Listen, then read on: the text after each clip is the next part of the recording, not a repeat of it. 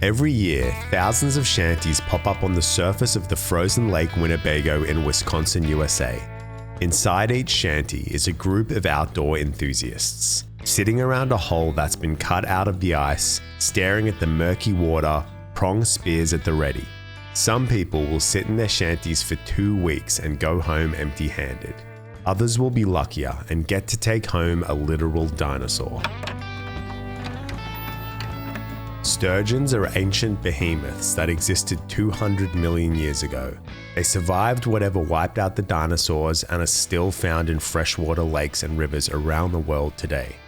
They can grow up to 8 feet or 2.4 meters long and weigh up to 300 pounds or 136 kilos.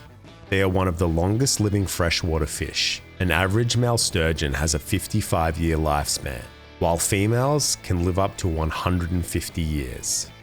They move slowly, grow slowly, and only spawn every 3 to 5 years, and are considered to be one of the most endangered animals on Earth. Sturgeon spearing was a custom of many Native Americans who lived in the Great Lakes region long before European colonization. However, the sturgeon population in the region was decimated by the late 1800s due to dams, dredging, deforestation, and commercial fishing. The number of sturgeon declined in Lake Winnebago and the surrounding rivers from an estimated 40,000 in the 1800s down to just 10,000 in the 1930s. In 1931, the Wisconsin Department of Natural Resources, DNR, introduced conservation efforts, including limiting sturgeon spearing season to just 16 days in February with a 6-hour time frame each day. Today, the sturgeon population in the region has risen back to 36,000. Spearing season has since grown into a major social and cultural event for Wisconsin. Past seasons have welcomed tens of thousands of visitors, but in recent years, that number has decreased due to warmer weather and poor ice conditions. Volunteers from the 10 fishing clubs spread around Lake Winnebago plow paths across the lake for everyone and help spearfishers cut their 3 by 6 feet holes through the 18 to 24 inch thick ice. Spearers then place their shanty over the hole. It's essentially a small windowless shack where they will sit and stare into the murky water for the next 2 weeks. Lake Winnebago transforms into an icy village of shanties, 4-wheel drives, and snowmobiles.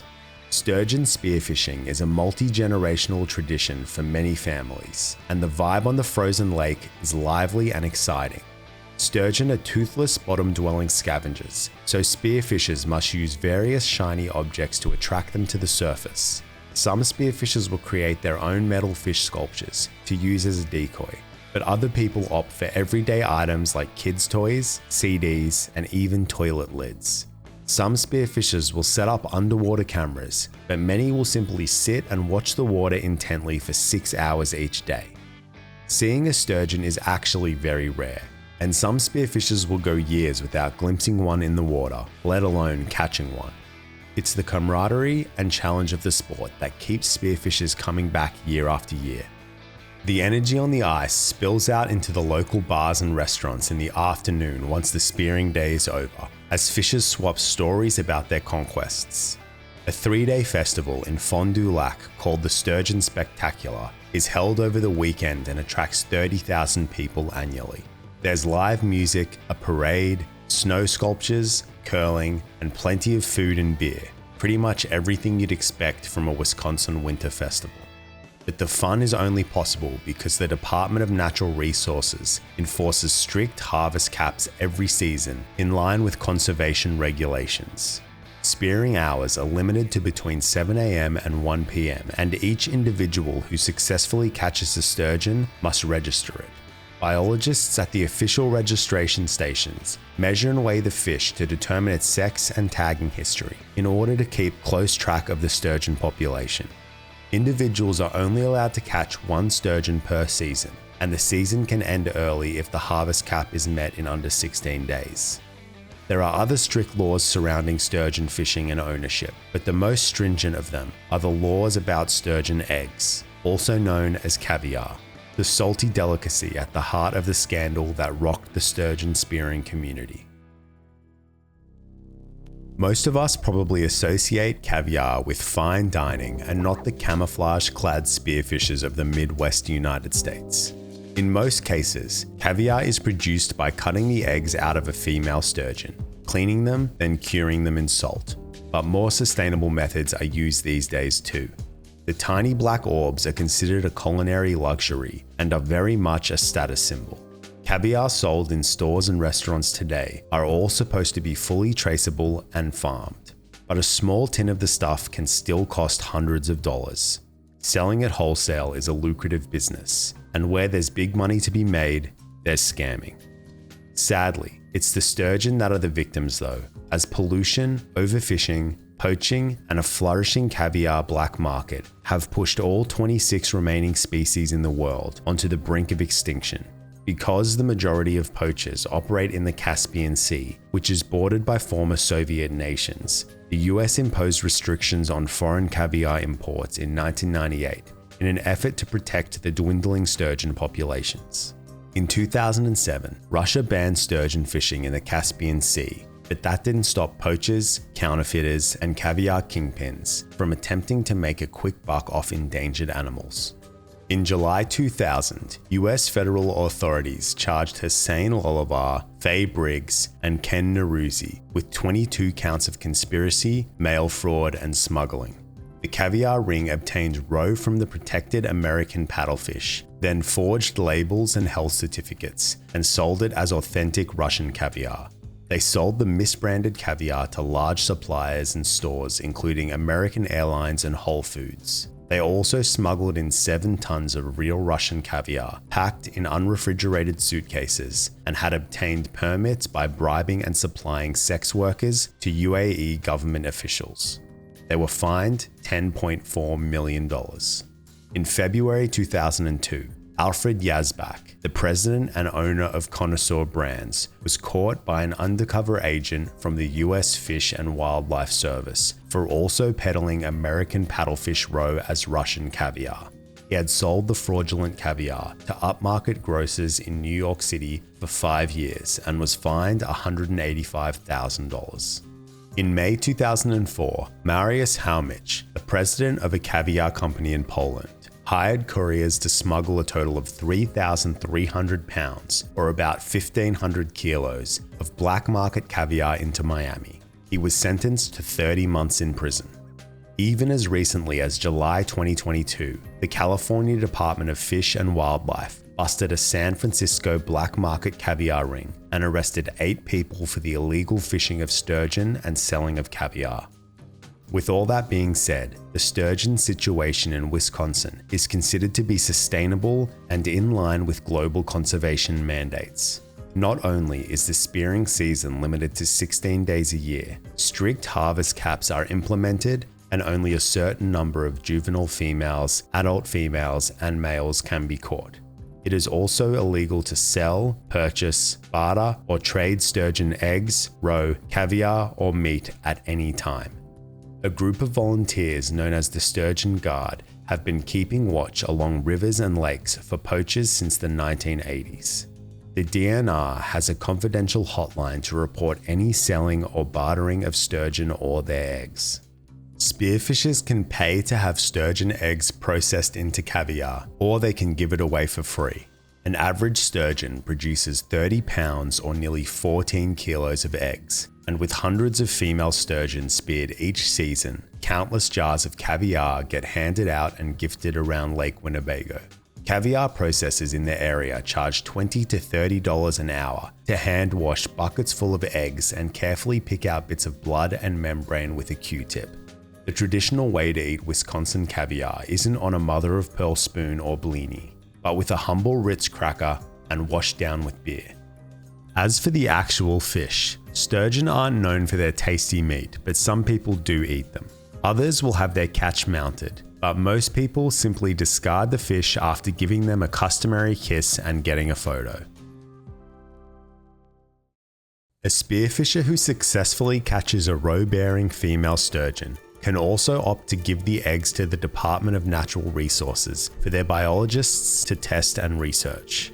The DNR will then either return the eggs to the spearfisher, or if they don't want them back, the eggs have to be thrown out. But that does seem like a waste, doesn't it? Plenty of DNR fishery staff seem to think so. So they would take the unwanted eggs to processors to make caviar. Instead of paying money for the service, DNR staff would let the processors keep some of the caviar.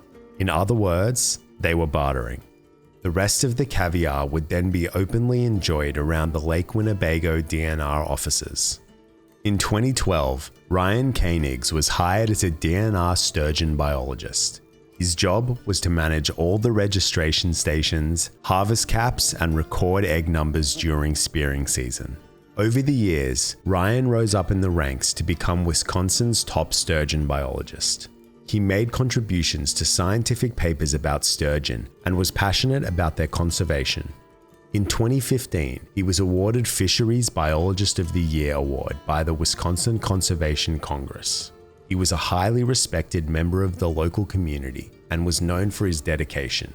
He could be seen working around the lake at 3 a.m. during spring spawning season.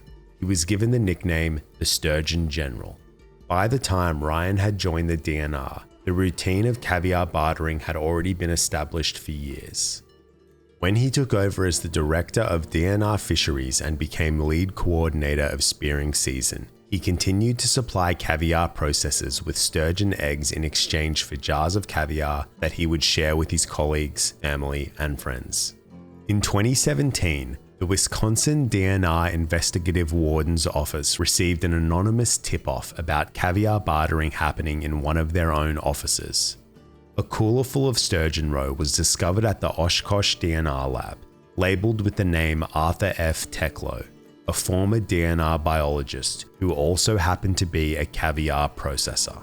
With the help of the U.S. Fish and Wildlife Service, an investigation was covertly launched and 20 undercover agents were sent to Lake Winnebago. Many bars in the area were surveilled during the 2018 spearing season, but there was no evidence of any illegal selling of caviar. Bars set the jars out and patrons could take them for free. However, investigators did find that it was fairly commonplace for caviar processors to process the eggs for free so they could keep a few jars for their own personal consumption, which was technically bartering. Caviar was flowing so freely around the region that even a Winnebago County judge received gifted caviar that was obtained through bartering. There were rumors of shady characters with Eastern European accents inquiring about buying sturgeon, but there was no evidence of any foreign black market operating in the area. In January 2020, search warrants were issued for Ryan Koenigs and several other DNR fisheries personnel.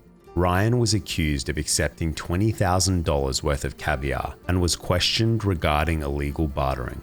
He insisted that staff were only using the eggs for scientific research and claimed he didn't know why a caviar processor's name was on the cooler full of eggs. He was asked why he and his staff were collecting and supplying sturgeon eggs for an unnamed caviar processor. Ryan denied knowing them, but his phone records displayed multiple phone calls to the processor. Ryan then admitted that he and his staff were bringing eggs to processors after they were done with their research, instead of throwing them away. Some processors would give DNR Fisheries 30 jars of caviar every year as a thank you. He said he wasn't aware of any of the processors illegally selling the caviar. In June, Ryan's work-issued phone and various notebooks were seized from his home. Investigators discovered that a factory reset had been done on the phone in an attempt to delete whatever incriminating evidence was on there, most likely communication with local processors. A handwritten note was also found that read, "Be aware of what you are saying on radio. Wardens can tune into this station." In February 2021, Ryan was charged with 1 count of misdemeanor theft and was suspended from his job at the DNR just days before the start of the spearing season. The news rattled the community. Local fishing clubs wrote open letters of support for Ryan and asked for him to be reinstated. Most sturgeon fishing enthusiasts agreed that Ryan had unfortunately ended up as a scapegoat for the DNR after their years-long investigation. In June, Ryan pleaded no contest to the misdemeanor charge. The charge was reduced to 1 count of resisting a conservation warden in Winnebago County due to his initial lies during questioning. He was fined $50. A month later, he was convicted of the same misdemeanor in Calumet County and was fined $500. He officially resigned from his position at the DNR that same day. Several other DNR employees and caviar processors were named in the criminal complaints filed in February 2021, but only 3 others were charged. Sean Wendt, a popular local bartender, was charged with 2 misdemeanor counts of illegally selling or bartering eggs. Sean had been a caviar processor for 15 years. Many spearfishers would bring their eggs to him and let him keep some of the caviar as payment. Sean would then set out the jars of caviar at his family's bar and let customers take them for free. He denied paying for the eggs or making any pre-arrangement on how much caviar he would keep as compensation. He had his charges dropped and avoided 1 year of jail and a $4,000 fine after he agreed to never process caviar for non-family members without a DNR permit. The 2 other people charged were a married couple in their 80s, Mary Lou and Victor Schneider. Mary Lou had gone sturgeon spearing every year since she was a teenager. In 1977, the Schneiders helped found a non-profit organization called Sturgeon for Tomorrow. Their mission is to restore sturgeon numbers through education, hosting events, and volunteer guarding against poachers. Mary Lou was such a prominent figure in the community that she and her brother were invited to display their decoys and ice shanties at the Smithsonian. The Schneiders process caviar out of their kitchen every year for many spearfishers, and like Sean Wendt, would keep a few jars for themselves as payment. The elderly couple had their misdemeanor charges dropped after they agreed to not commit any crimes for a year and never barter with caviar again. Victor Schneider passed away before the end of that period in November 2021. So sure, Ryan and some of his colleagues were breaking the law, but many locals believe it was a victimless crime. No money was ever involved, no sturgeon were ever illegally killed, and the eggs that were made into caviar were all unwanted anyway. The caviar that was produced wasn't illegally sold, but was openly gifted and consumed around the DNR offices. As for Sean Wendt and the Schneiders, they were just the unlucky ones who ended up getting charged, as caviar bartering was clearly quite commonplace during spearing season. At the end of the day, nobody made any money from any of it, and none of it was greed-driven. Folks just really liked caviar. In the aftermath of the scandal, sturgeon spearfishers naturally became nervous about towing the line between gifting and bartering, and the usual abundance of caviar jars around Lake Winnebago bars and households disappeared the following season. Fishing club members have stopped volunteering for the DNR, but February spearing season has still been going strong year after year. Hey guys, I'm Adam. And I'm Megan, and we're AM Glimpse. We just wanted to say a huge thank you for 50,000 subscribers. We really appreciate your support. I'll see you in the next video.